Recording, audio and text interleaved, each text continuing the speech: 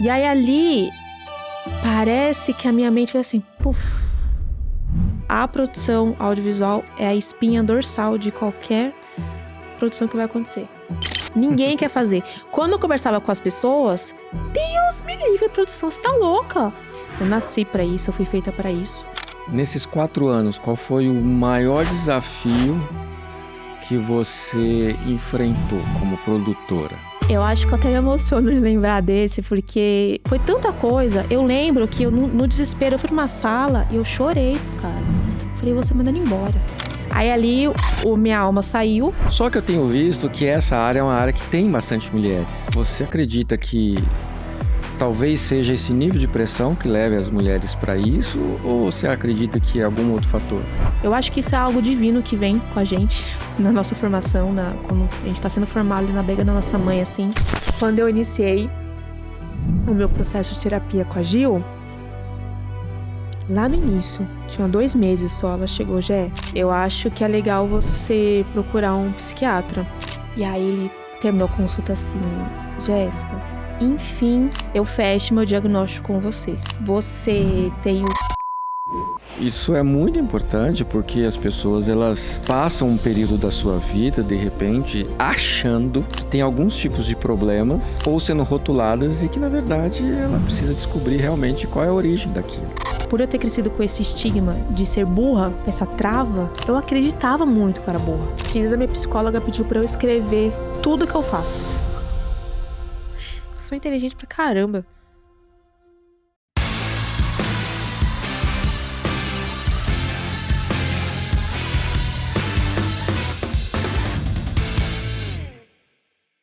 Começando mais um episódio de O Backstage, é um prazer enorme receber vocês aqui, literalmente recebendo vocês aqui em casa. Esse novo cenário, esse novo estúdio fica aqui, na nossa casa, na sua casa, e pra gente é muito bom a gente poder compartilhar dessas produções, desses conteúdos com vocês, e agora ainda mais num ambiente mais aconchegante. Hoje, para a gente completar essa vibe de casa, né? A gente trouxe e traz aqui para o episódio de hoje a dona da casa. Hoje eu estou recebendo aqui nada mais, nada menos do que Jéssica Guerreiro. É um prazer te receber aqui. Ou é um prazer eu estar aqui na sua casa? Eu tô muito feliz de estar aqui também hoje. Muito bem. Ao contrário de que alguns podem pensar, tá gravando com a Jéssica só porque ela é a dona da casa. Não, a gente vai conhecer um pouquinho mais dos bastidores das produções, um pouquinho mais dela, do processo que ela passou e vem passando no aprimoramento dela profissional, pessoal, que é o objetivo que a gente sempre traz os nossos convidados aqui, no backstage, para a gente poder entender como que é o processo e a construção como ser humano. E nada melhor do que a prata da casa, né? Para a gente também falar um pouquinho mais sobre isso. Tá pronta, dona Jéssica? Prontíssima. Ótimo, já estou vendo que as respostas vão ser bem curtas e diretas. Deixa eu começar a aumentar o meu repertório de perguntas aqui. Jéssica, para quem não acompanha o dia a dia da Guerreiro Produções, que é onde você atua hoje, né, fala um pouquinho para a gente qual é a função, quais são os trabalhos, quais são as atividades que você desenvolve hoje na produtora. Bom, hoje a minha profissão é produção audiovisual, então sempre que tem alguma gravação nova, passa sempre pela minha mão, onde a gente faz todo aquele trabalho de organizar tudo, né? E dentro aqui da produtora, a gente até brinca assim que eu costumo ser seu braço direito aqui dentro, então você pensou, já tenho que saber o que está acontecendo para o negócio seguir. Então, é a produção, / financeiro, / administrativo, / logística de tudo, / tudo que envolve aqui da empresa, a gente tá junto aqui nessa. Para o pessoal entender um pouquinho mais, porque a gente recebe aqui o pessoal que assiste a gente de diversas áreas, né? quais são um exemplo de algumas atividades que essa produção faz, a produtora? Algumas atividades, assim, não precisa ser todas, porque são várias, mas tá, quando fala assim, eu sou produtora, quais, e vai ter uma produção, vai ter um evento, quais algumas atividades, assim, especificamente que você faz, por exemplo? Bom, primeiro é entender qual o nível de produção que a gente vai atender, qual é o nível da gravação, para entender também a questão da equipe que vai ser contratada. Então, eu fico a par de todo mundo que vai estar envolvido nesse trabalho. Então, seja cinegrafista, fotógrafo, assistente, Ah, direção. quem monta a Quem equipe, quem monta a vai atrás disso é equipe você. sou eu. Lógico que determinados trabalhos eu tenho que conversar sempre com o diretor, que no Uhum, caso aqui a gente está falando de você, para ver se aquele cinegrafista que eu escolhi é condizente com a imagem que você quer transmitir naquele projeto. Mas basicamente a nossa cabeça já está muito conectada, então dificilmente acontece da gente trocar alguém que eu já acabei montando ele uhum. na equipe, né? Então, a equipe, o local, se tem uma estrutura para receber essa nossa equipe, questão de alimentação, logística. Às vezes a gente tem que fazer determinados trabalhos que tem que ter entrega no mesmo dia. Então, seja foto ou aqueles vídeos Sunny Day, que no caso é vídeo dos melhores momentos do evento e tem que entregar Uhum. na hora. Então, eu preciso disponibilizar para a minha equipe um local para eles poderem trabalhar dentro daquele evento. E o contato direto com o cliente também, eu preciso ter aquele contato para repassar tudo de novo que for chegando para a equipe. Bom, deixa eu ver. Equipamentos também. Então, se tiver faltando um equipamento lá no dia da gravação, a culpa vai ser minha. Então, é uma carga muito pesada que a gente tem que carregar. E eu gosto muito de carregar essa carga, porque é uma carga da organização, do negócio acontecer.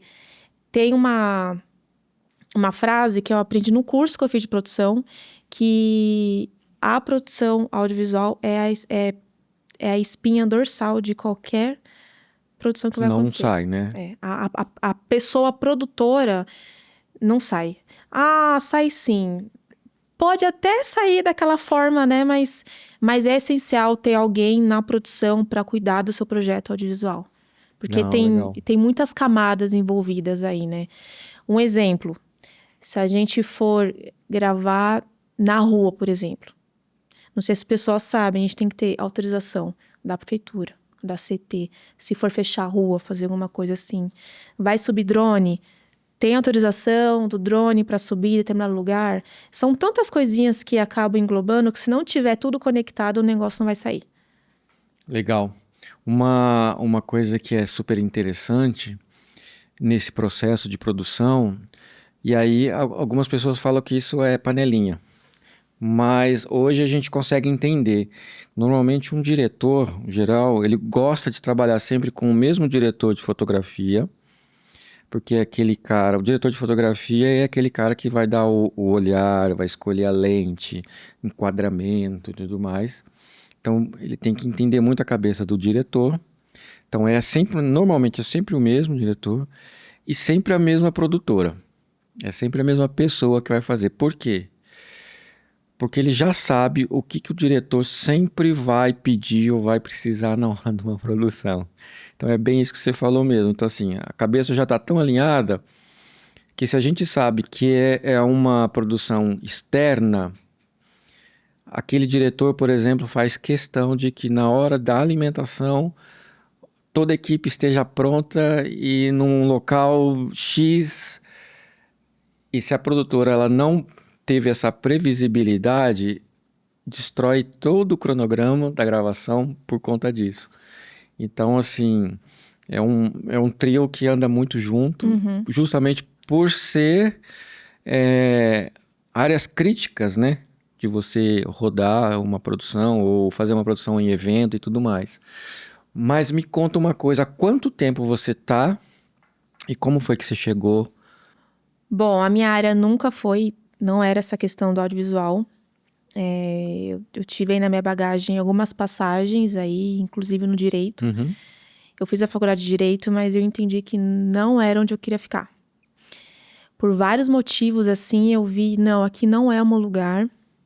E eu sempre fiz tudo muito direitinho, assim, no lugar onde eu trabalho, para as pessoas realmente ficarem confortáveis, né, comigo ali, no sentido, pô, ela trabalha direitinho, trabalha tudo certo, tudo ok. Então, eu lembro de ter sido muito bem elogiada na época que eu tava nessa questão do direito. Eu gostava muito de estar lá, tal, mas tinha alguns pontos assim que eu falei, será que é aqui mesmo que eu tenho que ficar? E aí, entrei no marketing. Adorei o marketing. Uau, nossa, que legal, que legal. É isso que eu quero pra minha vida. Aí passou um pouquinho, fiz um curso, tudo, e... Ai, e agora? Não é isso, e agora? E fica naquela questão... Eu tinha 20 e poucos anos e vou chegar perto dos 30 e... Meu Deus, não tenho nada no meu nome, que tem um pouco daquela questão da crise que a gente tem dos 30, né? Que 30 é a idade do sucesso. A minha geração... Antigamente, né? A minha geração tem até aquele filme, de repente, 30 que... 30 é a idade de sucesso. Então tem que estar com tudo muito esquematizado. Há quem diga que a vida começa depois dos 40. Exatamente. E aí... E não era aquilo, não era aquilo. Eu falei, caramba, e agora? O que eu vou fazer da minha vida? Devia ter continuado no direito. Pelo menos agora já estaria com uma autoridade já consolidada e tal. Falei, não tá errado. E aí, corta de novo. Foi onde eu te conheci. E aí, você me apresentou esse mundo aí do audiovisual. Só que de cara, eu não fui pro audiovisual. Eu te acompanhava, às vezes, em alguns eventos e tudo. Mas não era nada, assim, que me apaixonei, assim, de cara, não. Passou um ano e pouco, 2 anos depois, assim, você chegou a fazer o convite para eu entrar na produtora, mas para trabalhar, no caso, no setor administrativo da produtora, financeiro. Nossa, mas financeiro? O que eu vou fazer de financeiro? Tá louco? Não, vai fazer tal coisa. Não, tá bom. Então, isso dá para eu fazer. Só que aí teve um dia que você foi gravar, e eu tava lá, e preciso que você fique na câmera pra mim. Mas tá maluco? Câmera? Eu não sei nem onde liga o botão da câmera. Não, mas fica tranquila. É só pra ficar ali, só pra ver se vai cortar alguma coisa, tá bom. Aí eu lembro que nesse dia eu tava de sapatilha, toda bonequinha de sapatilha. Fiquei com o meu pé depois, ardido pra caramba, porque eu tinha que ficar andando. A gente tinha nossa sala comercial em outro prédio, aí tinha que ficar andando até a nossa sala comercial e voltar por onde estava o estúdio. E voltava, esse caminho de ir e volta, ir e volta, ir e volta, estourou várias bolhas no meu pé, porque eu tava com aquela sapatilha naquele dia, totalmente despreparada. Mas aí, quando eu fiquei na câmera, e tinha a luz, a câmera, você sentada assim no computador, tinha acho que mais 2 pessoas junto com a gente assim. Olhei pra aquilo e falei, nossa, que legal isso aqui, né? Interessante. Mas eu não fiquei assim, uau, produção de visual. E aí passou alguns dias, a gente tinha que ir, na época, pra Mogi das Cruzes, fazer um evento de um cliente nosso lá na época. E você falou, olha, você quer ir como produtora? Funciona assim, assado. Eu falei, tá. Aí eu lembro que na época deu até uma briga, porque você tinha feito o orçamento e o orçamento pra hospedagem tinha ficado totalmente abaixo do que a região. Eu falei, meu, como que você faz um orçamento desse de hotel e coloca esse valor, sendo que é acima disso, eu não vou ter dinheiro pra pagar. Eu já acabei, nesse dia eu acabei já entrando de cabeça mesmo nessa produção. E aí ali eu entendi que era aquilo que eu queria pra minha vida. Foi onde eu fiquei envolvida com a logística das pessoas que foram com a gente, com a alimentação de todo mundo, com os equipamentos que eu não estava habituada a ter, a ver. Então eu vi que era um tripé de câmera, um cabo HDMI de 100 metros, que eu nunca tinha visto na minha vida um cabo daquele tamanho. Luz, dome, e tal. Eu falei, caramba, é muita coisa, né? Mas meu olho encheu ali naquele momento. Foi ali que eu entendi que eu tinha chegado onde eu precisava chegar. Só que por eu ter passado já por tantas bagagens na minha vida, eu fiquei com um pouco de receio de ser mais alguma coisa que eu iria abandonar, que não ia dar certo. E aí eu fui atrás, aí eu conversando com você, conversando com outros colegas nossos, e aí todo mundo, nossa, você nasceu pra isso mesmo, pra produção. Porque ninguém quer fazer produção. É bucha. Ninguém quer fazer. Quando eu conversava com as pessoas, Deus me livre, produção, você tá louca? Isso aqui, nossa, tem que gostar muito. Mas, gente, por que que as pessoas não gostam tanto assim? Porque realmente é uma dor de cabeça muito grande mesmo. Você cuidar de tanta coisa assim, as coisas terem que sair exatamente como foi planejado, é uma bucha muito grande. Porque eu falo que é um joguinho de dominó, assim. Quando você empilha o dominó um atrás do outro, assim. Se você tirar um ali e o que tá vindo não terminar de cair o restante, acabou. O trabalho ali acabou. E infelizmente é o seu nome que acaba sendo manchado, sabe? Porque não entregou, não fez, enfim. E aí foi aí que eu decidi fazer curso para ficar realmente com autoridade na área, para falar com propriedade. Mas assim, não necessariamente com curso hoje em dia vai te trazer uma bagagem que você precisa ter para estar numa área específica. Mas naquela ocasião eu precisava para entender as nomenclaturas de tudo. Porque é muito a nomenclatura. Dentro de um set, tem produtor de elenco, produtor tem direção de... Eita. Tem direção de produção, assistente de produção, produção de... Tem a logística, é tudo muito separado.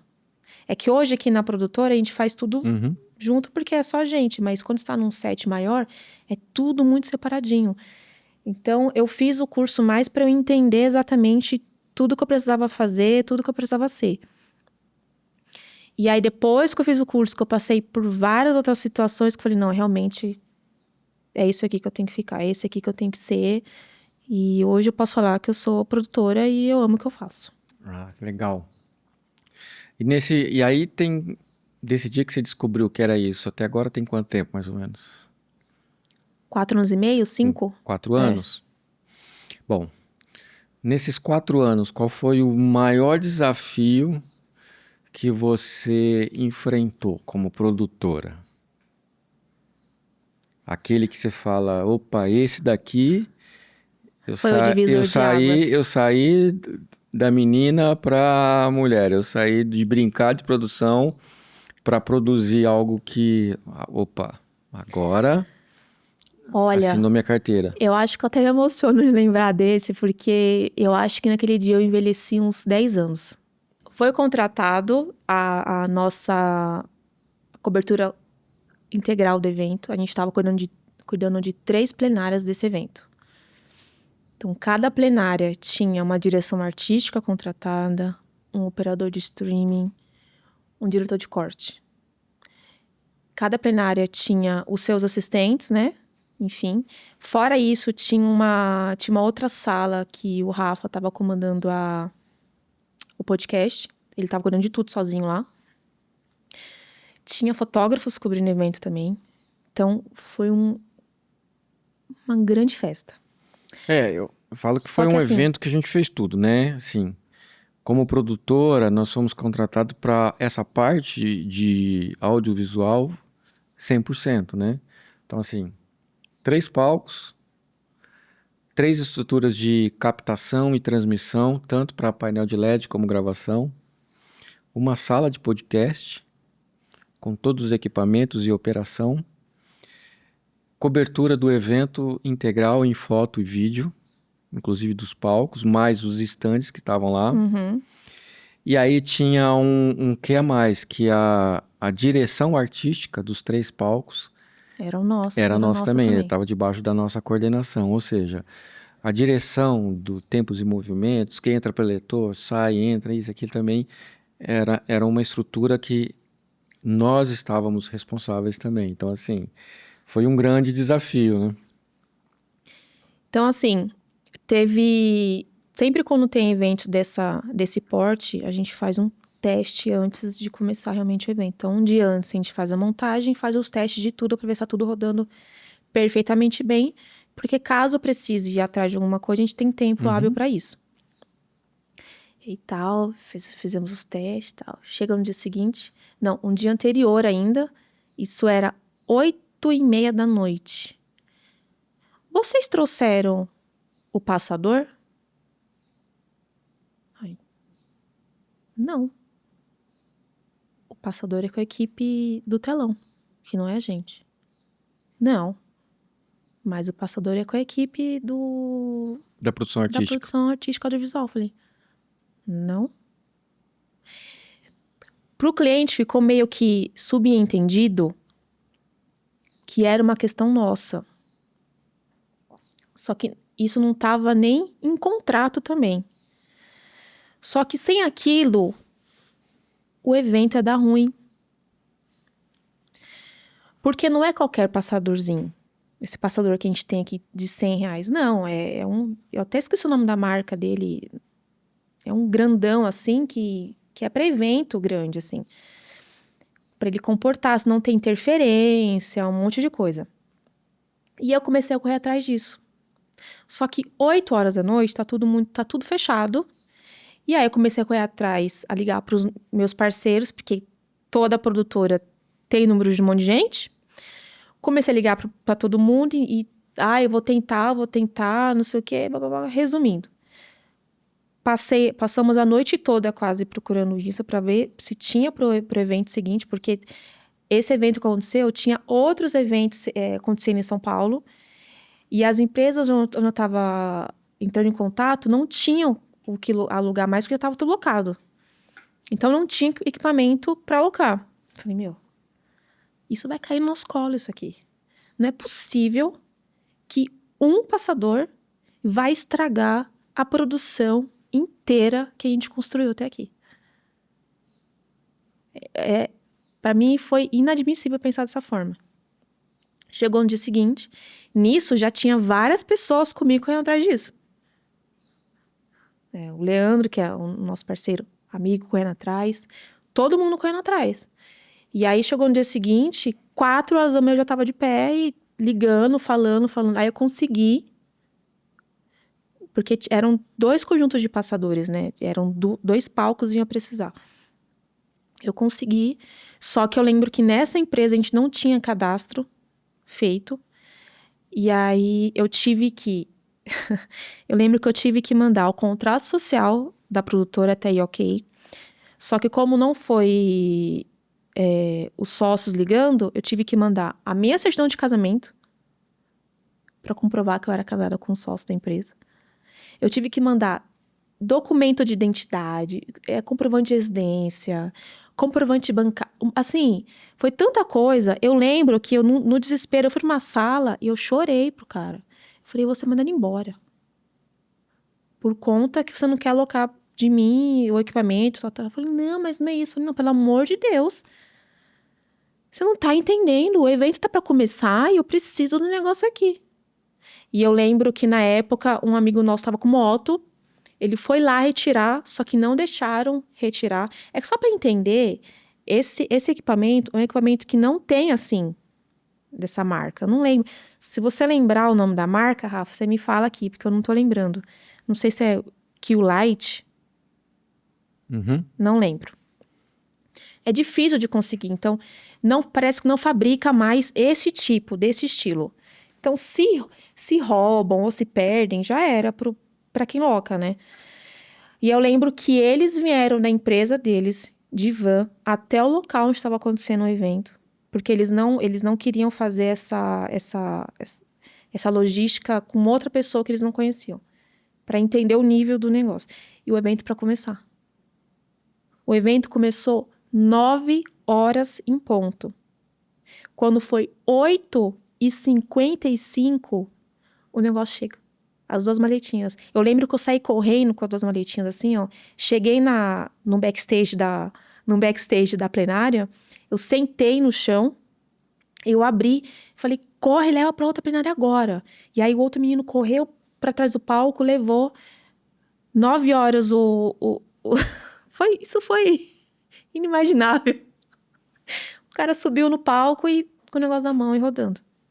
Aí ali, minha alma saiu, já não tava mais ali, eu tive que respirar e voltar.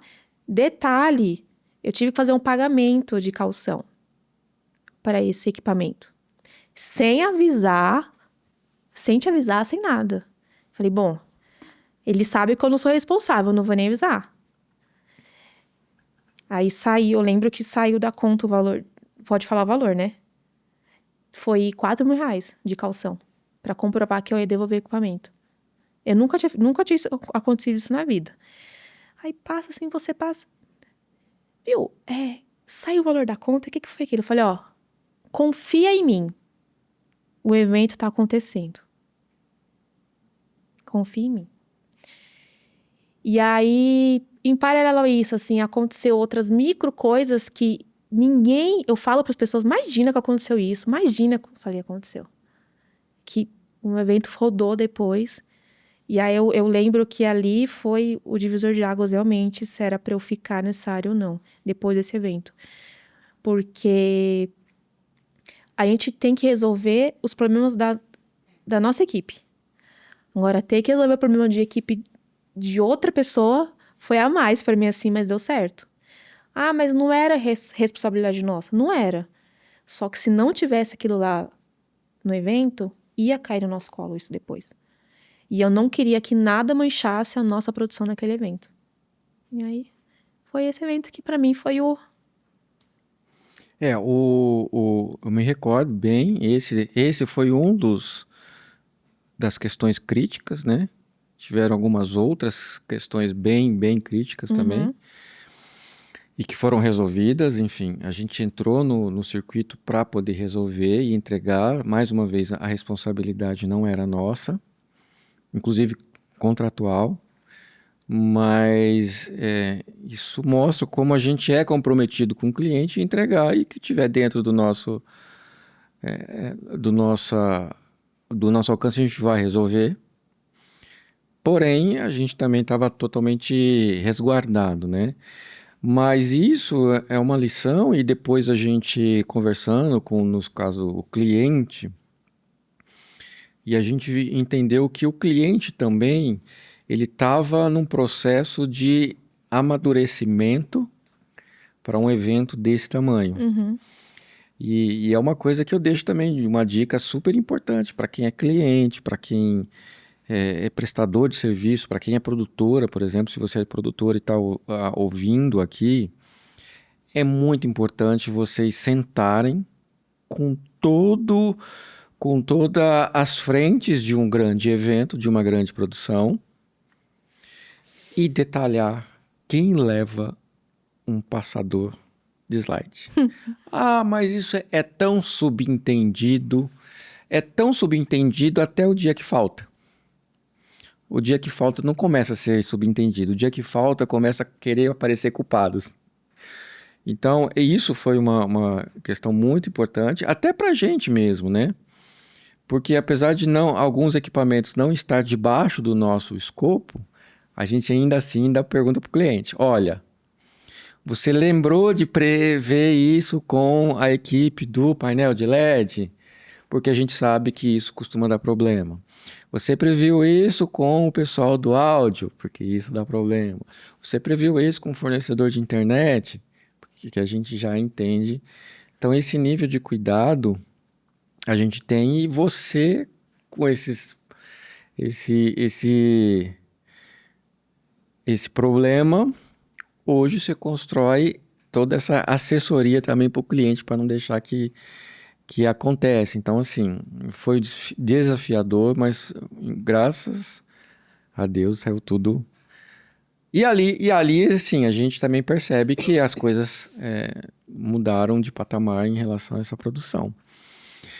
Qual é aquele trabalho que você produziu e que você olhou assim e falou: nossa, foi perfeito do começo ao fim?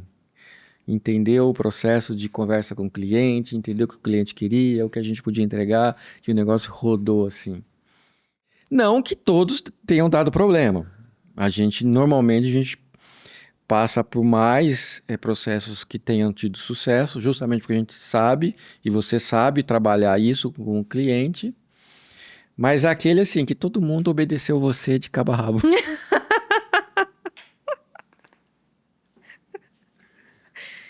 Mas todo mundo é muito. Todo mundo que tá na nossa equipe, Uhum. quando vem pra trabalho com a gente, todo mundo fica muito certinho, assim. Eu acredito que seja pela, pela construção de imagem que você até então já construiu dentro da Guerreiro, quando você fundou a Guerreiro. Então, as pessoas, quando a gente chama, já. Opa, eu vou pra Guerreiro Produções. Então, lá eu tenho que ser certinho. Eu nunca tive problema nenhum com a equipe. Com falta de educação, falta de respeito, nada disso. Todo mundo é muito, muito certinho no que tem que entregar, entrega exatamente o que é pedido, então eu sou muito tranquila quanto a isso. Um cliente que a gente atendia assim muito, que nunca deu problema na nossa. Não é que nunca deu problema, mas é ai, foi do início ao fim, Todo mundo entendendo o processo. G4. Todos que a gente fez de G4, o pessoal já. Tudo. Tanto a questão, o próprio cliente, quanto a nossa equipe, a comunicação muito boa. A Reply também, são ótimas pessoas, do começo ao fim. A entrega precisa ser com qualidade, dependente de quem seja o cliente.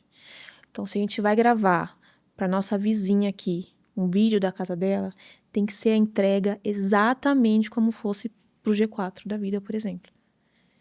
Então, como a gente já tem isso enraizado dentro da gente, a questão da qualidade de entrega nas produções que a gente faz, nunca reclamaram da entrega da nossa qualidade, Uhum. por exemplo. Então, é isso.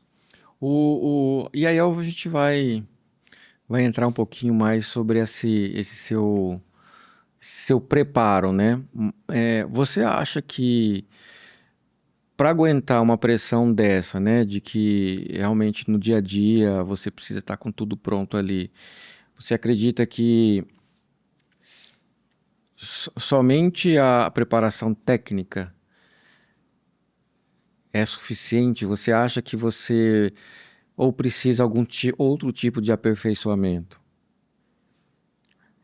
Na minha opinião, além da questão técnica, você tem que estar bem internamente para conseguir entregar algo que seja decente para quem quer que seja. Então, a questão mental mesmo. Senão você não aguenta. Não aguenta. Não vai, não dá certo. Porque é muita pressão, é muita coisa em cima de você, é muita cobrança.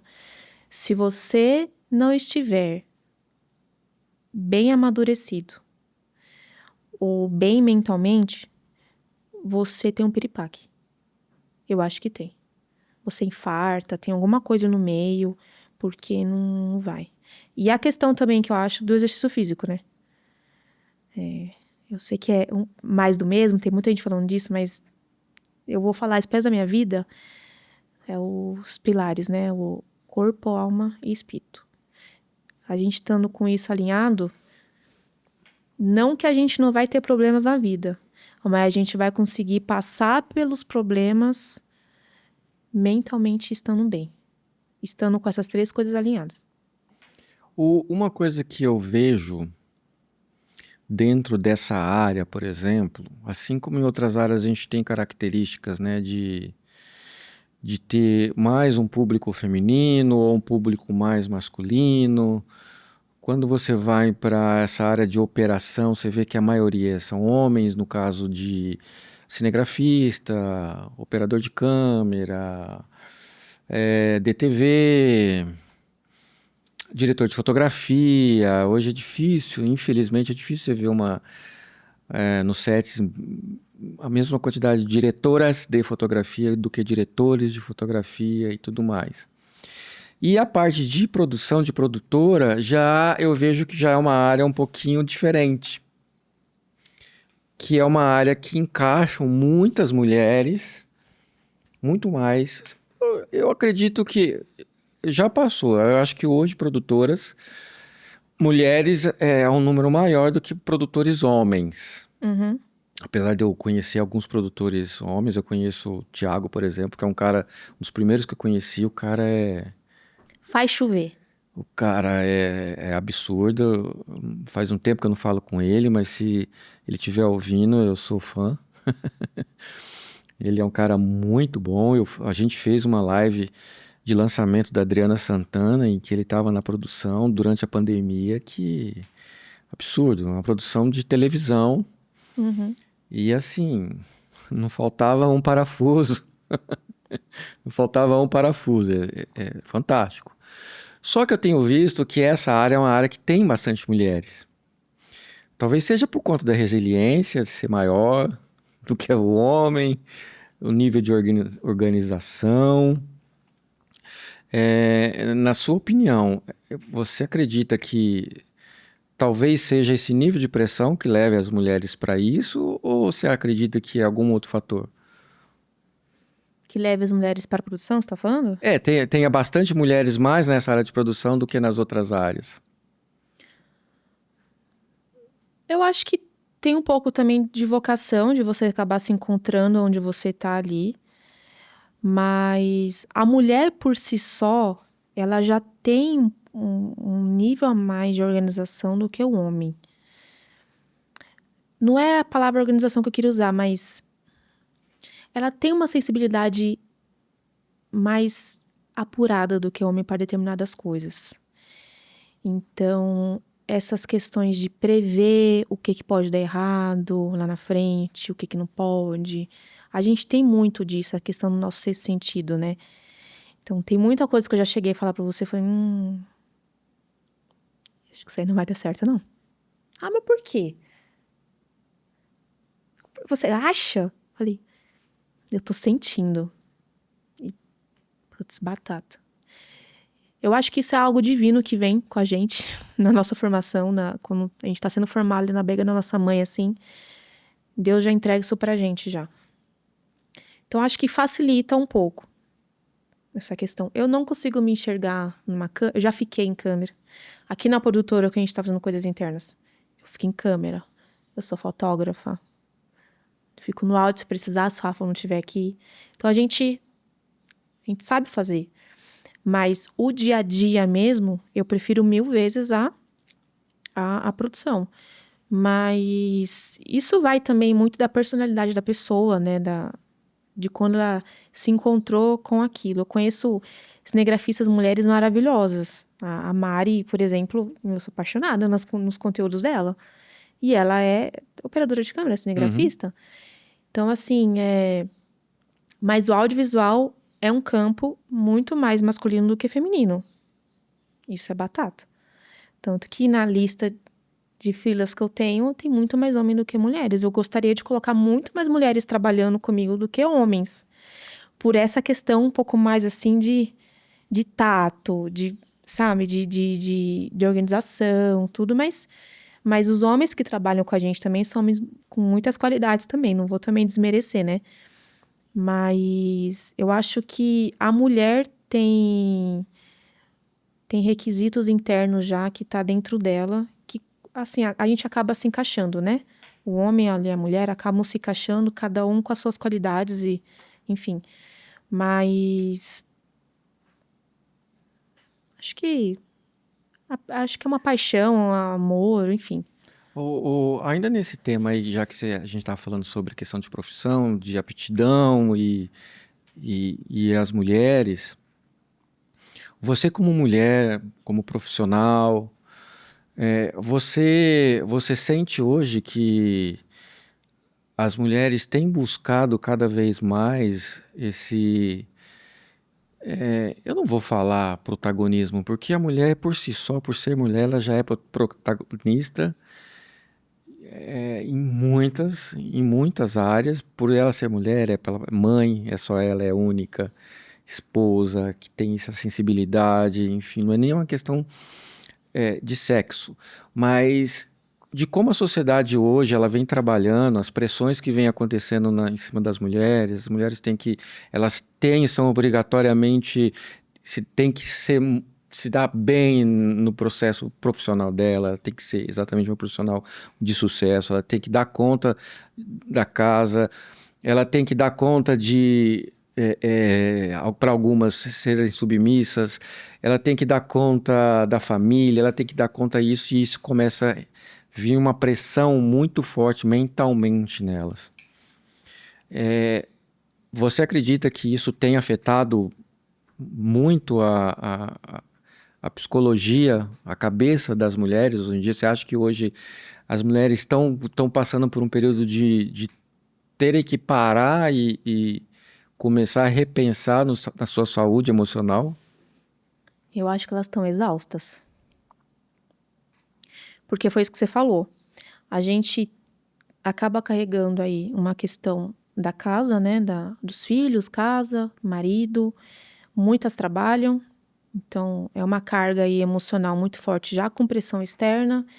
E tem muitas que, infelizmente, o marido ou, enfim, o companheiro não faz nada, não ajuda em nada em casa. E aí a carga fica muito maior para elas. E elas não buscam ajuda, assim. Não pedem socorro. Tô falando elas, tô falando por mim, porque eu era assim. Então, às vezes a gente acha que a gente tem que dar conta de tudo. Só que numa dessas de achar que tem que dar conta de tudo, é aí onde acontece esses panes que acontece da gente apagar. E aí, acabou. A vida acaba ali, você deixou o filho para trás, deixou o marido para trás, deixou essas coisas todas. Então, assim, a gente tem que... Eu não sei se eu falei isso com você esses dias, eu não lembro para quem foi, que o Brasil, não sei se está em segundo lugar ou em primeiro lugar. Primeiro lugar. Está em primeiro. Do país... Do mundo. Do mundo, com a saúde mental mais habilitada. Tem. Não tem psicólogo, terapeuta disponível para todo mundo que está doente. Não tem disponível. Então, isso é muito perigoso, sabe? Você passar a sua vida inteira acumulando tanta coisa dentro de você e achar que... Para que eu vou falar com um psicólogo? Psiquiatra? Para que eu vou falar com psiquiatra? Não sou louca? Não preciso disso. E aí, junta com isso, essa questão que eu vim de uma geração um pouco mais dura, assim, na criação. Fui criada de uma forma muito rígida. E agora, quem tá vindo agora, eu tô percebendo que os meninos estão ficando um pouco diferentes em relação às meninas, assim. Como posso explicar isso, assim? Tá tendo uma inversão de valores aqui na sociedade. Uhum. Então, a gente não tem mais, a maioria, pelo menos, aquele homem que chega, que fala, que... Não, calma aí. A minha mulher tá passando por isso, isso, isso e isso. O que eu posso fazer para ajudar? Ou aquele homem provedor? Eu tô percebendo, eu tô ficando preocupada, porque tá vindo uma leva aí que eu não sei se pensa dessa forma. Em construção de família, em construção de valores. As pessoas não estão mais querendo ter filhos, por exemplo. Não estou falando que ter ou não filho é sinônimo de alguma coisa, mas eles não estão querendo construir família mais. E eu vi um podcast do Joel J com aquela psicanalista que a gente gosta muito, que eu esqueci o nome dela agora, mas sabe de quem eu tô falando. Tá vindo uma geração que tá perdendo o tesão na vida. Uhum. E quando eu falo tesão, não tô falando de tesão no sentido sexual. Eu tô falando do sentido amplo de tudo. É uma geração que não quer, não sente vontade nem mais de ter relação sexual. É uma geração mais preguiçosa, sabe assim? Eu não sei onde que a gente se perdeu aí nessas coisas, onde que foi, onde que não foi, mas eu acho que tudo acaba englobando um pouco a saúde mental de cada pessoa. Então, é necessário, sim, buscar ajuda, como eu busquei. Eu estava muito mal, busquei ajuda e hoje eu não troco quem me ajudou por nada. Eu tenho a minha psicóloga, já agiu há 6 anos. E ela é minha sombra. Ela sabe de tudo da minha vida.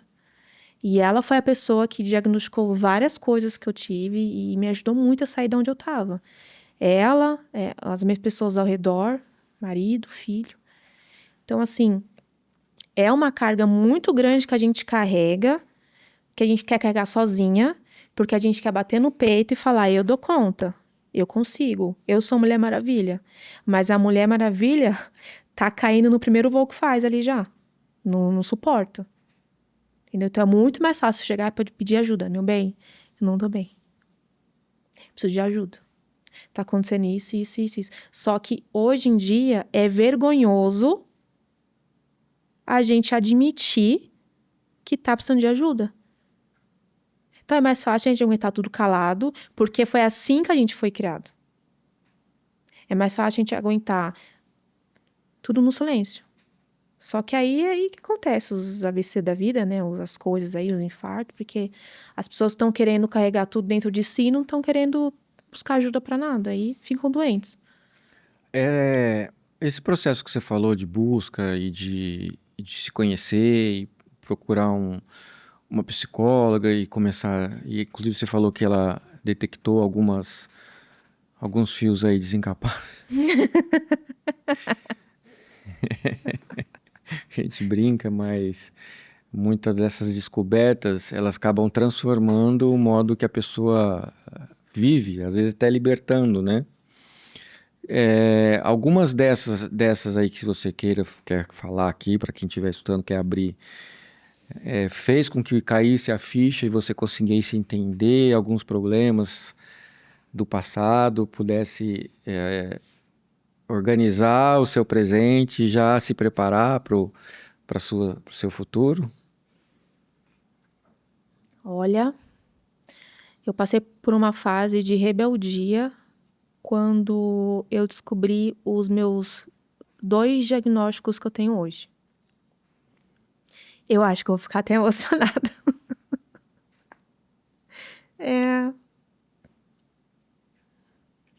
O pessoal chorava aqui, eu falava, ai, a gente morre e fica chorando na frente da câmera. Quando eu iniciei o meu processo de terapia com a Gil, lá no início, tinha 2 meses só, ela chegou, Gé, eu acho que é legal você procurar um psiquiatra. Porque tem alguma coisa aí que eu não... Já é além do meu suporte que eu posso te oferecer. Preciso de ajuda de um psiquiatra pra orientar aqui melhor. Falei, tá bom. Aí, tinha um psiquiatra conhecido nosso aqui, a gente foi lá. Eu lembro que a consulta demorou a tarde toda, assim. Foi umas 2, 3 horas de consulta. Ele fazia umas perguntas que na hora eu falei, não, mas o que faz assim? O que é? O que tem a ver essa pergunta que ele tá fazendo pra mim? Aí foi lá atrás, na minha infância. Ele caminhou comigo na minha infância até a fase adulta. Aí eu tinha um questionário para responder na hora, eu fui respondendo, várias páginas, tudo. Aí quando terminou ele falou, olha, você tem TDAH. Aí eu, TDAH é doença de criança. Não é coisa de gente adulta. É coisa de criança. E na época que eu fui diagnosticada com TDAH, não era tão hypado como é hoje, entendeu? Porque hoje tudo é TDAH. Inclusive, eu nem gostava muito de falar assim que eu tinha TDAH, porque, TDAH. Hoje você fala para adolescente, você esqueceu de dar descarga. Ai, desculpa, eu tenho TDAH. Eu tenho um ranço tão grande quando falam isso. Não, isso não é TDAH não, meu amigo. Isso é ir pro banheiro com o celular mesmo. Porque tem todo um caminho feito para você chegar naquela questão, né? Não é simplesmente você acordar, ver um vídeo no TikTok e falar, eu sou esse vídeo aqui, eu tenho também. Uhum. Não é isso. E aí ali, parece que a minha mente foi assim, puf, eu não sou burra. Porque a minha vida inteira eu era boa. Porque eu não conseguia entender as coisas rápido. Ou eu lembro que na escola, quando eu estava na escola ainda, eu nunca repeti de ano, mas eu sempre ficava de recuperação. Sempre. Jéssica, sempre. Então, eu fazia as provas, eu lembro até hoje de uma professora de física que eu tive, a Andrea. Nunca esqueci o nome dela. Uma prova, uma vez que eu fiz com ela de física, ela estava sentada na mesa dela, eu estava na minha mesa. E ela leu a prova para mim. E ela leu a prova. Você entendeu? Entendi. Então faz a 1. Eu fiz a 1. Ela leu, explicou o que era para fazer. Ela não deu resposta, lógico, né? Ela explicou. E eu lembro até hoje que eu tirei 10 nessa prova. Porque não fui eu que li, entendeu? Foi ela que leu pra mim a prova. E aí, depois que saiu dessa consulta, eu comecei a lembrar de tudo isso, assim, ó. Falei, nossa, cara, que absurdo, que absurdo, que absurdo, cara. E aí veio aquele misto, né? De tipo, caramba, porque só agora eu descobri? Se eu tivesse descobrido isso lá atrás, minha vida teria sido outra. Só que aí depois, com o passar do tempo, eu comecei a mudar essa minha narrativa. E eu comecei a pensar assim, nossa, graças a Deus eu descobri isso agora. A minha vida a partir de hoje vai ser outra. Porque se a gente ficar muito lá atrás, a gente não vai pra frente. Não vive. E aí, passando esse período, no meio do caminho, eu fui diagnosticada com ansiedade, com depressão, com bipolaridade. Só que os diagnósticos não se fechavam. Aí tem uma hora, isso acho que vai fazer aí uns quase um ano já, né? Eu cheguei pro meu médico e falei, olha, eu acho que a nossa relação não tá dando certo. Eu falei bem assim pra ele. Ele é muito calmo. Falou, por quê? Porque você só acertou o TDAH. Esses outros não fecha nunca. Não, eu me sinto boa uma semana, depois volta tudo. Não sei o que tá acontecendo. Então não tá legal. E aí eu lembro que eu tinha acontecido alguns episódios assim de pico, assim, de raiva muito forte. Muito forte mesmo, que eu queria esganar a pessoa. E eu levei isso pra ele. Falei, meu, eu tô com umas raivas assim que... Ah, mas por quê? Ah, porque sai do combinado. A pessoa combina uma coisa comigo e não acontece aquilo. E eu lembro que eu tinha feito um checklist de tudo que tava acontecendo. Pra eu não esquecer, porque eu sou esquecida. Então tá tudo na minha cabeça. Não, eu tenho que tirar tudo e escrever. Escrevi tudo. Falei pra ele, não sinto que eu sou daqui desse mundo. Falei bem assim pra ele. Eu me sinto uma alienígena. Não me encaixo em lugar nenhum. Não gosto de barulho. As pessoas ficam falando do meu lado aqui no trabalho, eu tenho vontade de esganar as pessoas. Uma mulher que não gosta de ir no salão de beleza porque tem barulho. Eu não gosto de salão de beleza. Inclusive, eu faço a minha unha hoje num lugar que, assim, é só unha. E só tem uma cadeira. Eu sento, chego, faço a unha e vou embora. Não tem ninguém lá. Então, assim, eu nunca gostei de barulhos, enfim, várias outras coisas. E aí eu fui falando que, olha, eu tenho esse problema de organização e tal. Comecei a falar tudo. Ele olhou pra ele, e nisso que eu tava falando, eu vi que a cara dele foi mudando, assim. De tipo assim, eureka. Aí eu fui falando, lembro que foi uma consulta que eu comecei a chorar muito, porque eu já tava assim, caramba, eu tenho tudo e não tenho nada. Eu quero saber lá o que eu tenho pra eu saber o que eu vou fazer daqui pra minha vida.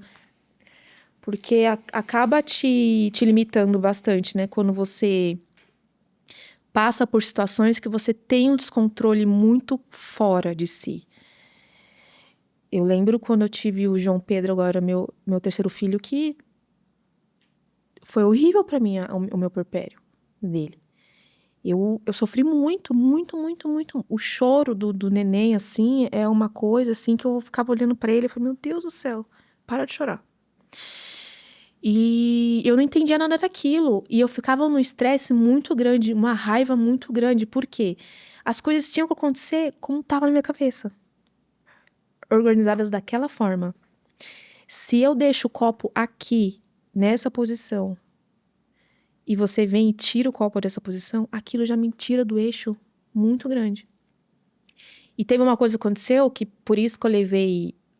eu quis marcar as consultas de emergência, que a gente tinha marcado academia pra ir. E a gente combinou o quê? Vamos meio-dia. E eu tenho um problema muito grande com o horário. Então, assim, eu passo a manhã inteira pensando naquele meio-dia. Então, eu fiz tudo assim, a manhã inteira. Quando deu 11 horas da manhã, eu tinha que começar a me desacelerar para eu poder sair do trabalho e ir pra academia.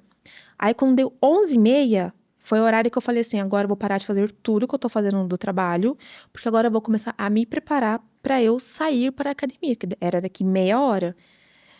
Para os outros, nossa, mas tinha meia hora. Falei, não, gente, eu preciso me preparar para isso acontecer. Quando deu 5 para meio-dia, que a gente tava saindo, você virou e falou assim, a gente não vai mais. Por algum motivo que tinha acontecido lá. Nossa, cara, eu queria que as pessoas estivessem na minha cabeça naquele momento para entender o que eu senti naquele momento. Subiu um fogo em mim que começou no meu pé e veio aqui assim, ó, veio até aqui. A vontade que eu tinha era desganar você. Falei, vou matar esse homem, vou matar esse homem. Falei, por quê? Mas só porque ele falou que não ia pra academia? Não, porque eu me preparei para aquilo e faltando 5 minutos desmarcaram um negócio comigo.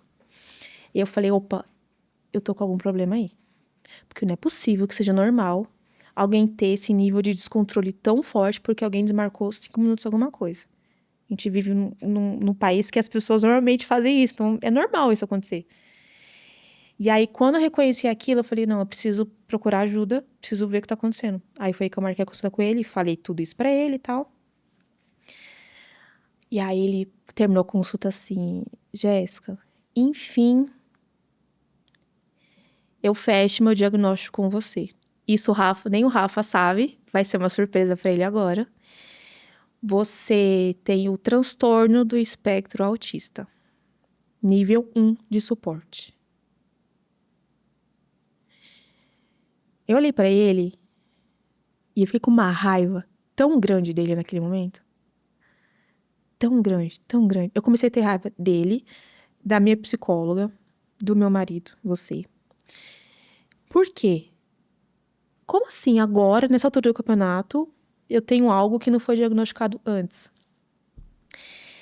Ele abriu comigo que assim, a mulher é normal ela mascarar as coisas para ela conseguir seguir o dia a dia dela. Então, assim, é muito mais difícil você descobrir certos diagnósticos em mulheres e é muito mais fácil você descobrir em homens. Porque a mulher, ela consegue se camuflar no sentido de, tipo assim, eu tenho que dar conta.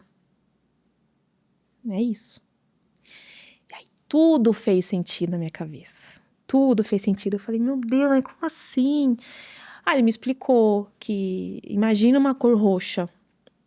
A cor roxa vem do mais claro até o nível preto, assim, né? É como se eu tivesse naquela corzinha mais clara ali. Então, eu sou uma pessoa que eu consigo conversar com você. Eu tenho muito desconforto numa conversa que eu preciso ficar olhando no olho a olho com a pessoa. E isso, a minha infância inteira, eu fui caracterizada como mau caráter, como uma pessoa mentirosa. Porque eu não conseguia olhar no olho da pessoa pra ter uma conversa com ela. Porque, gente, é doloroso. Dói isso. Dentro de você, parece que tem algo te furando. Você ter uma conversa e ter que ficar olhando assim, nitidamente pra pessoa. Me incomoda muito. Luz muito forte, dói minha cabeça. Certas coisas que acontecem durante o dia, quando chegava de noite, lembra que eu tinha muita dor de cabeça? A gente não sabia o que era aquilo. Não sabia o que era. Então, assim, eu consigo me virar sozinha, sem um suporte 24 horas por dia. Porém, eu preciso ainda ter alguém no meu suporte. Então, por exemplo, se acontece alguma coisa que agora eu percebo que eu tô entrando numa crise, alguma coisa assim, eu preciso ser abraçada, forte, para aquilo se dissipar, para aquilo ir embora. Então, eu preciso fazer terapia toda semana. A terapia não é algo assim que eu faço por luxo. Eu faço para sobreviver. Então, a terapia é algo que eu preciso fazer toda semana. E eu lidei com isso de uma forma assim, eu peguei o diagnóstico e fui estudar o diagnóstico. Para eu não jogar no colo das pessoas um outro diagnóstico. Então, eu comi um livro, eu não era boa de leitura, eu comi um livro em uma semana de uma moça que passou pelo mesmo que eu. E ali no livro, ela falando que em salão de beleza, ela morria quando ia em salão de beleza, porque o barulho... Gente, eu não suporto o barulho do secador. As pessoas conversando, e aquele falatório. A gente já foi em show, por exemplo, 2 episódios de show, um do Coldplay e um do Bruno Mars, que a gente foi, que eu tava super animada aqui em casa. Que legal, tava cantando. Quando chegou lá, aquele mundaréu de pessoas, aquela música alta começou a tocar muito forte. Deu 2 músicas, já queria ir embora. Só que aí, que pessoa ingrata, né? Como que você vai falar pra pessoa que tá do seu lado ali que você quer ir embora? A pessoa, sabe? Vambora, não. Aí eu fiquei no show o tempo todo, mas assim, com aquele sentimento já de ingratidão, assim, nossa, que ingrata que eu sou, de eu tô num lugar tão legal e eu tô querendo ir embora. Mas depois do diagnóstico, tudo se encaixou. Eu gosto de ouvir música clássica quando eu tô trabalhando. Eu já fui em show de música clássica. Fiquei no show do começo ao fim, sem reclamar. Porque são ambientes diferentes pra mim, no caso, entendeu? Então, eu não sei se eu consegui responder o que você perguntou, porque eu acabo falando muitas coisas. Mas eu acho que... Não, eu acho que para quem tem TDAH, você conseguiu coordenar bem as ideias. E para quem tem a síndrome do espectro autista, você falou olhando para meus olhos, também com os olhos lindos como os meus. Mas não, isso é muito importante porque as pessoas elas passam um período da sua vida, de repente, achando que são menos ou que tem alguns tipos de problemas que ou sendo rotuladas e que, na verdade, ela precisa descobrir realmente qual é a origem daquilo, né? E elas carregam isso por muitos anos e às vezes não é, e que depois descobrem e falam, olha... Então isso reforça ainda mais a importância de você ter uma saúde emocional, uma saúde mental. E outra coisa que você falou e que é super importante... a gente está falando aqui do psiquiatra, Dr. Ricardo, que é uma pessoa maravilhosa. Eu conheço o Dr. Ricardo há mais de 10 anos. Me ajudou também bastante. E é um cara, assim, extremamente profissional, extremamente estudioso. É um dos melhores que tem. E olha só como levou tempo para entender e se diagnosticar de maneira correta e chegar. Não porque as outras vezes ele tenha errado. É que, de repente, a maneira que você se expressava camuflando determinadas coisas, porque, de repente, você não podia falar... você não levava essa questão para ele, de que o fato de cancelar alguma coisa me irrita. Porque você achava que isso era besteira, não levava. De repente você não levava para ele de que o fato de muita música alta também te irritava. Porque você falava, não, isso é normal, eu não gosto de barulho. O fato de você ir para um lugar que tem muito movimento te desinteressava. Por quê? Não, porque é ingratidão. E aí o profissional não consegue avaliar, porque como é também uma questão muito... analítica e subjetiva, né? Não é assim. Você fez o exame de sangue e tá lá assim. Ansiedade, ou bipolaridade, ou isso. Mas mostra como realmente é importante hoje um diagnóstico feito por um profissional e por um estudioso muito bem intencional.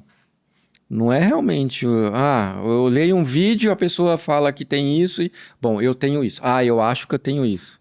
Eu acho que eu tenho TDAH. Eu acho que sou bipolar, porque de manhã eu acordo de bom humor e depois do almoço eu tô bravo, não me irrita. Então, eu sou bipolar. Gente, não falem comigo assim, porque senão eu vou mudar de humor. Eu tenho um ranço muito Porque grande eu disso. sou bipolar. Ah, gente, eu não respondi a sua mensagem porque eu tenho TDAH.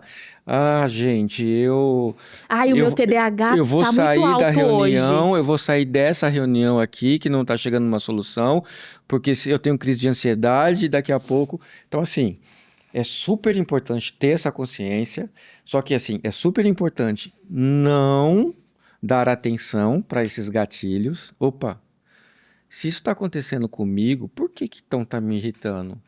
Por que que eu não estou dando conta de prestar atenção? Por que que a minha mudança de humor tá tão alta? Às vezes é uma falta de vitamina, mas às vezes é realmente uma bipolaridade. Então não dá para ficar rolando ali no TikTok e você se auto Diagnosticar. diagnosticar e nem muito menos ir ali na esquina para um jogador de carta, de baralho, falar, olha, sabe o que que é? Eu tenho dificuldade de conversar com os meus primos ali no final de semana. Ele joga a carta e ali dá um diagnóstico. Então, assim, acho que isso é muito importante para que não deixe de lado, né, os seus sentimentos, as suas reações, mas também não fique se autodetectando com algum tipo de síndrome, né? Eu acho que é importante mencionar que a gente não pode ficar usando esses diagnósticos que a gente tem como muleta. Então, por exemplo, ai, você precisa me aceitar como eu sou, porque se eu faço tal coisa é por conta do que eu tenho. E você fazer as pessoas engolirem aquilo de uma forma que, assim, não, gente, eu sou assim porque eu tenho tal coisa. Então você tem que me aceitar. Não, não tem que aceitar ninguém. Eu tenho o TDAH, eu tenho o autismo, mas eu não sou eles, entende? Tem uma diferença aí. Eu sei que para muita gente é muito difícil de se desvincular, porque é muito mais fácil a gente ficar no meio, assim, de vitimismo do que tentar sair daquilo e procurar meios para você se ajudar. Entendeu? Assim, é muito difícil isso. E são coisas, são transtornos ruins de ter, sabe? Tipo, é um saco ter isso aqui. Não vou ficar falando aqui, ai, não, porque ai, é bom. O caramba que é bom. Não é bom. Na segunda, a gente tá hoje é, que dia de semana é hoje? Não lembro mais. Enfim, Hoje é quarta-feira. estamos na semana aqui, e eu lembro que no começo da semana, eu já por fazer essa questão do autoconhecimento, já entender o que faz eu me ajudar, eu me melhorar em alguma crise, o que faz piorar. Eu passei por uma situação em que o meu coração começou a acelerar muito, e eu já sei que o meu fone de ouvido que eu ando pra cima e pra baixo me ajuda a me acalmar. Peguei meu fone, peguei minha música clássica que eu escuto, fui aqui pro quintal de casa, tava um sol, eu fiquei andando e balançando a mão, assim. Que é como eu faço que eu me sinto melhor. E aí aquilo começou. Respiração, comecei a pausar mais a respiração. E eu falei, calma, calma, que isso é um problema que você não é seu. Sai. Uma coisa que a minha psicóloga fala muito é: sai da ilha, que é sai do problema, vê por fora e vê realmente se aquilo é um problema, se é algo que você pode resolver ou se é algo que está fora das suas mãos. Depois que eu aprendi a fazer isso, eu comecei a entender que tem muita coisa na nossa vida, no nosso dia a dia, que a gente inventa problemas para nossa cabeça. Então, respirei fundo, coloquei minha musiquinha e foi passando. Mas eu só sei fazer isso porque eu fui atrás, entendeu? Para entender o que pode me ajudar ou não, ou o que pode. Eu sei que tem situações que eu não vou entrar porque eu sei que eu vou ficar muito mal. Mas isso aí é quase um ano já que a gente tá entendendo.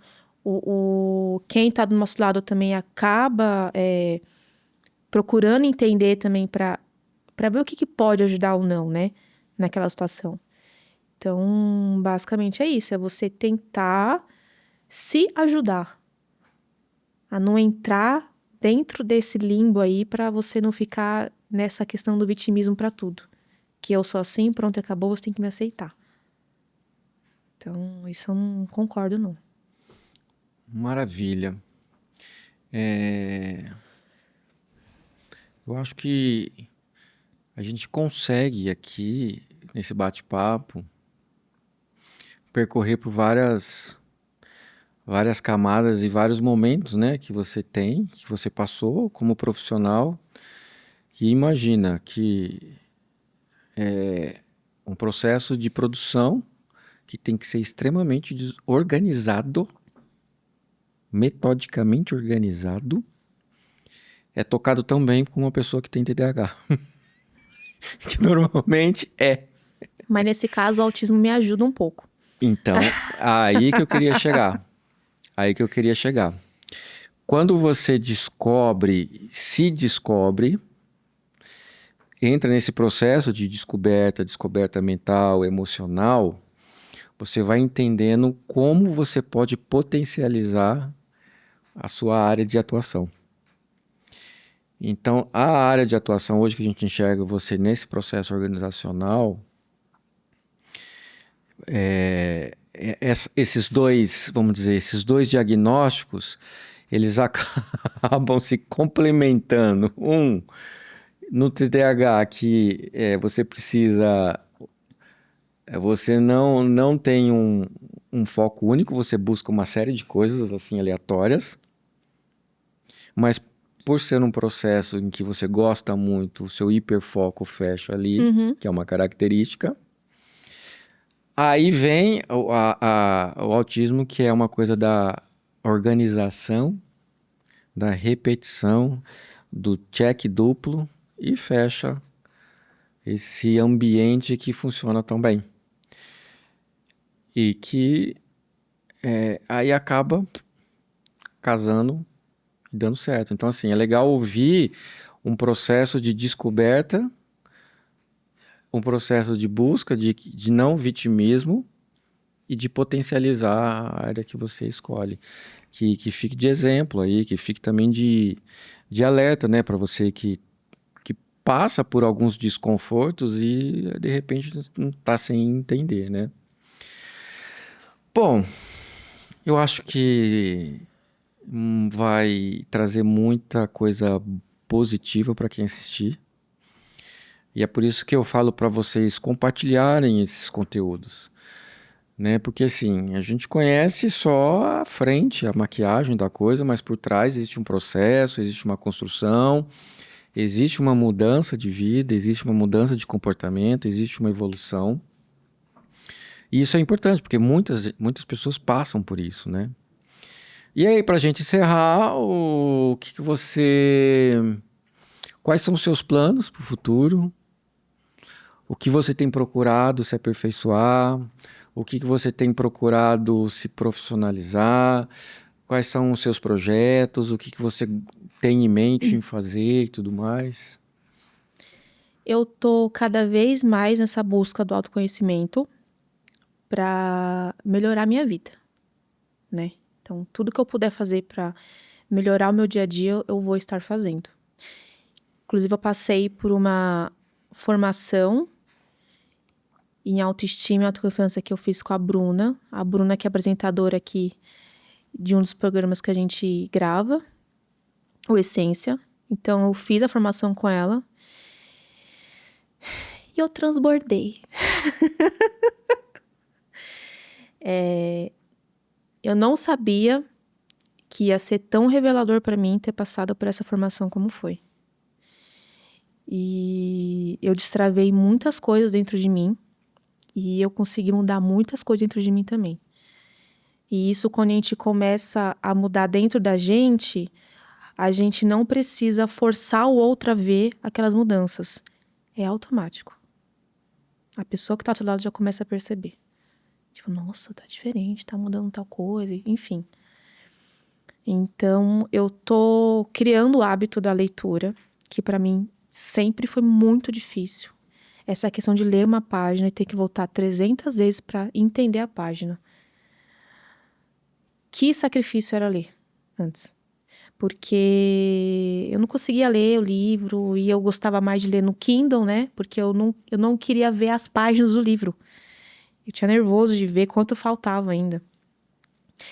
E então, assim, eu tô conseguindo ler mais, bastante. Tô muito feliz por isso. Tô conseguindo criar raciocínios mais rápidos, sabe? Porque a gente, por eu ter crescido com esse estigma, tá certo falar estigma? De ser burra, com essa trava, eu acreditava muito que eu era burra. Olha que perigoso as coisas que a gente fala pra uma criança, sabe?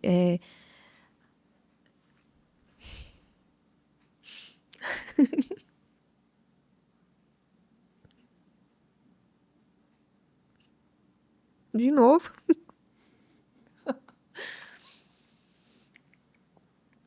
Então, quando você entra nesse processo do autoconhecimento e você sabe que você é uma pessoa extraordinária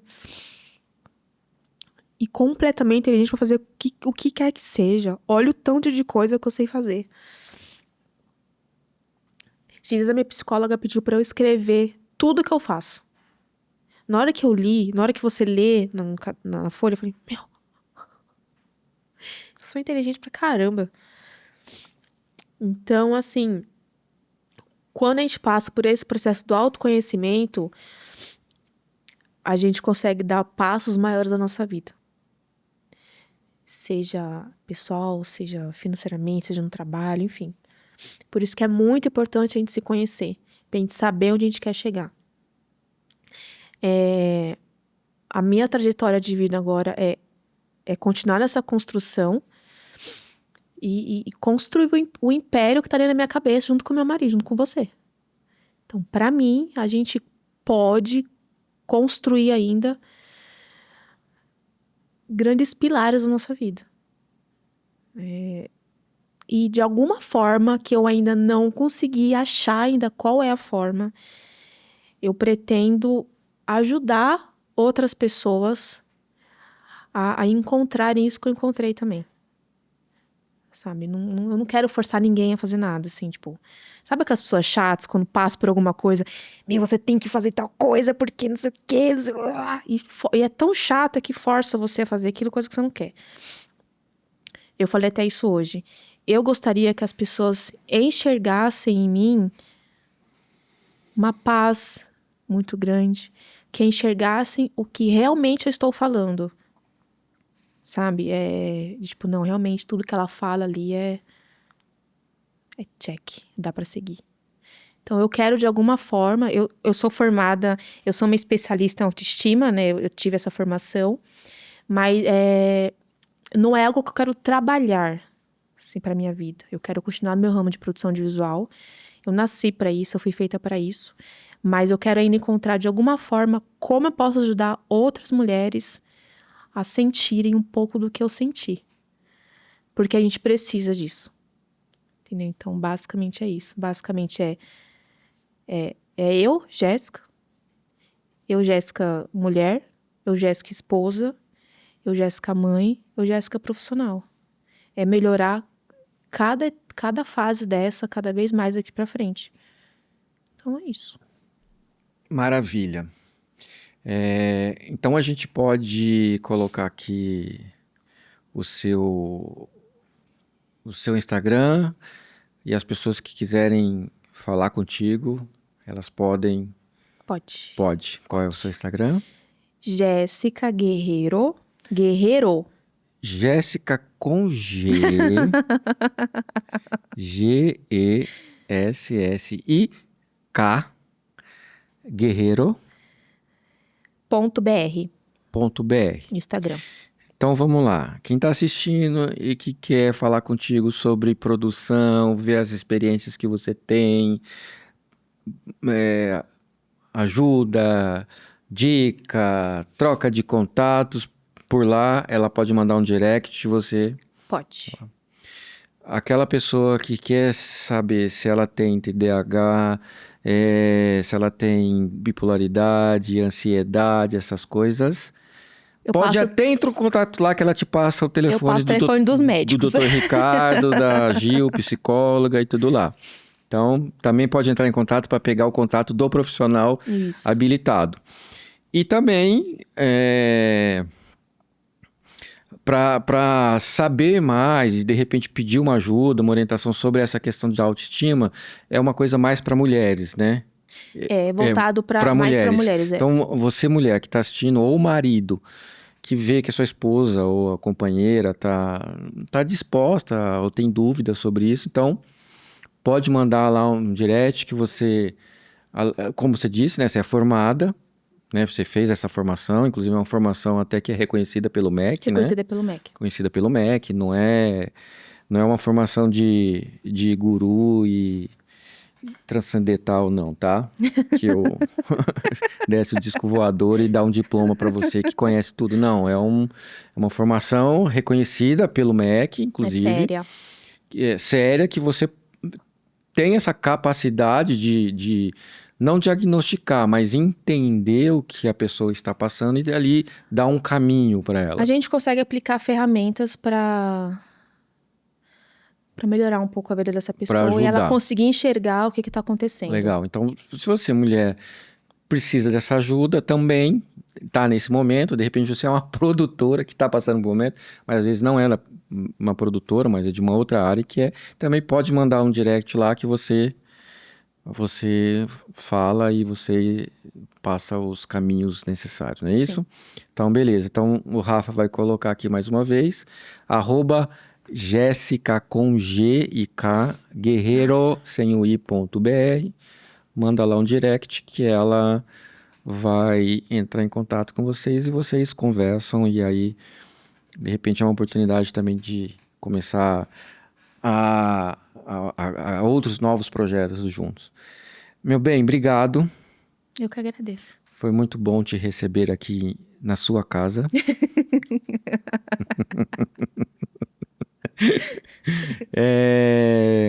Obrigado por estar aqui com a gente, obrigado por estar na Guerreiro, obrigado por estar do meu lado, obrigado pelo Joãozinho 30. Te amo. E bora aí, você constrói o império e eu gasto no... Tamo junto, obrigado. Obrigado, pessoal. Também te amo, tá, gente? Só pra não deixar sem resposta, porque viu? tá no microfone. Você não sabe o tanto que eu apanho no backstage. Mas, pessoal, obrigado por vocês terem ficado até aqui. Se ficou aqui, eu espero realmente de coração que vocês tenham tirado algo muito bom, positivo. Lembrando de alguém, manda esse vídeo, manda para a prima, para a esposa, para a mulher, para a amiga, para todo mundo que, de repente, eles estão passando por algum momento que pode tirar daqui alguma luzinha e ajudar a ter uma vida mais plena. Então compartilha, segue a gente aqui no canal, isso ajuda, né, também a distribuir mais, dá um like, enfim. Todos esses recursos possíveis e disponíveis para a gente levar esse conteúdo até lá. Obrigado e eu te espero aqui em casa no próximo episódio. Um abraço.